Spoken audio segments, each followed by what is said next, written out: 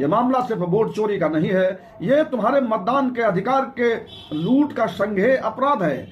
उन्होंने समूचे देश को हड़प लिया है। आज मैं कुछ ऐसी बात करने जा रहा हूं जो शायद बहुत लोगों को अच्छी नहीं लगेगी और सत्ता में बैठे हुए लोगों को ये विद्रोह की बात लगेगी, लेकिन बात ऐसी है कि होनी ही चाहिए क्योंकि हालात बहुत खराब हैं, देश का वजूद खतरे में है, देश में चारों तरफ आग लगी है। आने वाले समय में सब कुछ खत्म हो जाने वाला है। ये समाज, ये आज़ादी, ये रोजगार, ये स्कूल, ये कॉलेज, ये वन, ये पहाड़, ये झीलें, ये नदियाँ, ये कारखाने, ये लोकतंत्र, तहजीब, ये सपने, ये कल्पना की उड़ानें, सब कुछ इस आग में जलकर भस्म हो जाने वाला है, क्योंकि सत्ता लुटेरे, अपराधियों और नफरत पसंदों के हाथ में है। वे लूट लेना चाहते हैं सब कुछ, किसी भी कीमत पर वे लूट रहे हैं, लूटते चले जा रहे हैं। वे संपत्तियों को लूट रहे हैं, वे मनुष्यता को लूट रहे हैं, यहाँ तक कि हमारी रोटी, रोजगार, किताबें तक लूट ले जा रहे हैं। वे हमारा इतिहास मिटाने पर लगे हैं, वे हमारे पूर्वजों महानायकों की स्मृतियों को मिटाने पर तुले हैं, वे हमारी रगों में बहते हुए लहू को लूटना चाहते हैं, हमारी सांसें छीनते जा रहे हैं। हमने जिन्हें अपना रहनुमा बनाया था, जिन्हें तख्त नशी किया था, सत्ता का ताज पहनाया था, दरअसल वे लुटेरे निकले। जिसे हमने देश के विकास और देशवासियों की समृद्धि के लिए जिम्मेदारी सौंपी थी, वो अपराधियों, लुटेरों का गिरोह था, जिनकी नियत थी आम नागरिकों के हाथों से सब कुछ छीनकर चंद अपने पालतू कारपोरेट घरानों के हाथों में सौंप कर 95% जनता को गुलाम बना देने की। ये उनका लक्ष्य था और वो ऐसा करने में सफल होते जा रहे हैं, क्योंकि देश का आम नागरिक मूक दर्शक बना हुआ है।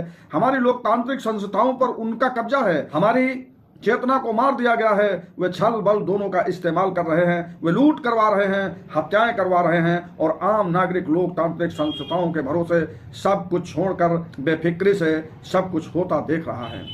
वो अपने वोट के सहारे, अदालतों के सहारे सरकार को बदल देने, अपने हक और अधिकार को बचा लेने के विश्वास पर आराम से बैठा है। अदालतों और सरकारी एजेंसियों का रवैया सबके सामने है। यहाँ तक रायसीना हिल्स भी उनकी कठपुतली बना हुआ है। विपक्ष के नेता राहुल गांधी ने चुनावी प्रक्रिया पर भी जिस तरह सबूतों के साथ गंभीर आरोप लगाए हैं, आरोप नहीं सच्चाई प्रस्तुत की है, इसके बावजूद भी देश भर में पसरा ये नीरो सन्नाटा गंभीर चिंता का विषय है। ये मामला सिर्फ वोट चोरी का नहीं है, ये तुम्हारे मतदान के अधिकार के लूट का संज्ञेय अपराध है। उन्होंने समूचे देश को हड़प लिया है और जनमानस के बीच कोई हलचल नहीं है, आक्रोश और चिंता नहीं है। क्या सबकी रगों में बहता हुआ खून जम गया है, पानी हो गया है? ये चिंता के साथ शर्म का भी विषय है। जाति और धर्म के नाम पर मर कट जाने वाले लोग अपने वजूद पर आए भयानक खतरे पर इतने खामोश क्यों हैं? ये सवाल परेशान करने वाला है।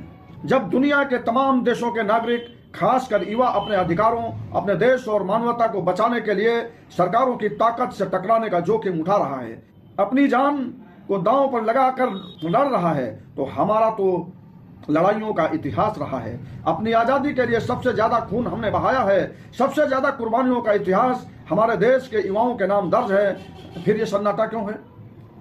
इस सन्नाटे को तोड़ना होगा। बर्थडे पार्टियों, सड़क चौराहों की मस्ती, होटलों में अय्यासी, रील देखने और बनाने की काल्पनिक दुनिया को छोड़कर देश के वर्तमान और भविष्य के लिए भारत नाम के विचार को, लोकतंत्र और आज़ादी बचाने के लिए आगे आना होगा। आंदोलनों में जाना होगा, लड़ना होगा, क्योंकि अब कोई रास्ता बचा नहीं है, वरना आने वाली पीढ़ियां हमें कभी माफ नहीं करेंगी।